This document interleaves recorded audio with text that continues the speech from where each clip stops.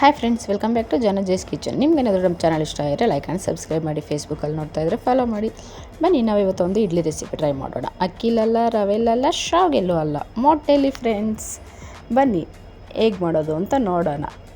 ಮೊಟ್ಟೆ ಇಡ್ಲಿ ಫ್ರೆಂಡ್ಸ್. ಮೊದಲಿಗೆ ಒಂದು ಇಡ್ಲಿ ಪ್ಲೇಟ್ ತೊಗೊಂಡು ಆಯಿಲ್ನ ಚೆನ್ನಾಗಿ ಗ್ರೀಸ್ ಮಾಡ್ಕೊಳ್ಳಿ. ಆಯಿಲ್ ಸ್ವಲ್ಪ ಜಾಸ್ತಿನೇ ಹಾಕ್ಕೊಳ್ಳಿ, ಆವಾಗ ಮೊಟ್ಟೆ ಇಡ್ಲಿ ನೀಟಾಗಿ ತೆಗಿಬೋದು. ಈಗ ಒಂದೊಂದೇ ಮೊಟ್ಟೆನ ಎಲ್ಲದಕ್ಕೂ ಒಡೆದು ಹಾಕ್ಕೊಳ್ಳಿ. ಈಗ ಇದಕ್ಕೆ ರುಚಿಗೆ ತಕ್ಕಷ್ಟು ಉಪ್ಪನ್ನು ಸ್ಪ್ರಿಂಕಲ್ ಮಾಡ್ಕೊಳ್ಳಿ. ಎಲ್ಲದಕ್ಕೂ ಉಪ್ಪು ಹಾಕಿದ್ಮೇಲೆ ಒಂದು ಸ್ವಲ್ಪ ಜೀರಾ ಪೌಡರ್ ಹಾಕ್ಕೊಳ್ಳಿ. ನಾನಿಲ್ಲಿ ನಾರ್ಮಲ್ ಇಡ್ಲಿ ಹಾಗೆ ಸ್ಪೈಸಿ ಇಡ್ಲಿ ಎರಡು ಮಾಡೋದನ್ನ ತೋರಿಸ್ತಾ ಇದ್ದೀನಿ. ಜೀರಿಗೆ ಪುಡಿ ಎಲ್ಲ ಹಾಕಿದ್ಮೇಲೆ ಸ್ವಲ್ಪ ಪೆಪ್ಪರ್ ಪೌಡರ್ ಹಾಕ್ಕೊಳ್ಳಿ. ಈ ಇಡ್ಲಿನ ಚಿಕನ್ ಫ್ರೈ, ಕರ್ರಿ, ಸಾಂಬಾರ್ ಎಲ್ಲದ್ರ ಜೊತೆನೂ ಟೇಸ್ಟ್ ಮಾಡ್ಬೋದು ಫ್ರೆಂಡ್ಸ್. ಎಲ್ಲದಕ್ಕೂ ಸೂಟ್ ಆಗುತ್ತೆ. ಈಗ ಒಂದು ಸ್ವಲ್ಪ ಖಾರದ ಪುಡಿನ ಸ್ಪ್ರಿಂಕಲ್ ಮಾಡ್ಕೊಳ್ಳಿ. ಸ್ಪೈಸಿ ಜಾಸ್ತಿ ಇಷ್ಟಪಡೋರು ಸ್ವಲ್ಪ ಜಾಸ್ತಿನೇ ಹಾಕ್ಕೊಳ್ಳಿ. ಇಲ್ಲಿ 2 ಇಡ್ಲಿ ಸ್ಪೈಸಿ ಇಡ್ಲಿ ಹಾಗೂ 3 ನಾರ್ಮಲ್ ಇಡ್ಲಿ ಮಾಡಿ ತೋರಿಸ್ತಾ ಇದ್ದೀನಿ.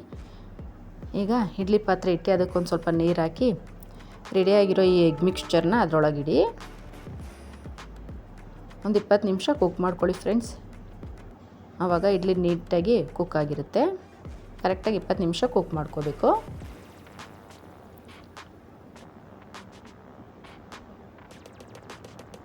ನೋಡಿ ಫ್ರೆಂಡ್ಸ್, ಈಗ ಮೊಟ್ಟೆ ಇಡ್ಲಿ ರೆಡಿಯಾಗಿದೆ.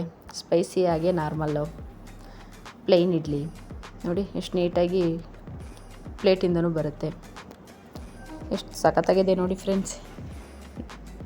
ಈಗ ಮೇಲೊಂದು ಸ್ವಲ್ಪ ಕಟ್ ಮಾಡಿರೋ ಕೊತ್ತಂಬರಿ ಸೊಪ್ಪು ಹಾಕಿದ್ರೆ ಮೊಟ್ಟೆ ಇಡ್ಲಿ ರೆಡಿ ಫ್ರೆಂಡ್ಸ್. ಪ್ಲೇನ್ ಹಾಗೆ ಸ್ಪೈಸಿ ಮೊಟ್ಟೆ ಇಡ್ಲಿ.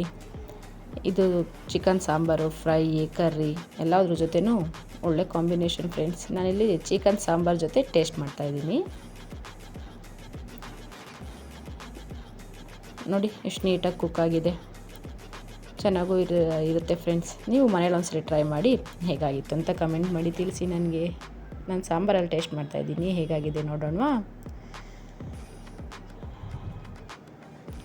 ಟೇಸ್ಟ್ ಮಾತ್ರ ಅಲ್ಟಿಮೇಟ್ ಆಗಿದೆ ಫ್ರೆಂಡ್ಸ್. ನೀವು ಒಂದ್ಸಲಿ ಟ್ರೈ ಮಾಡಿ ಮೊಟ್ಟೆ ಇಡ್ಲಿ.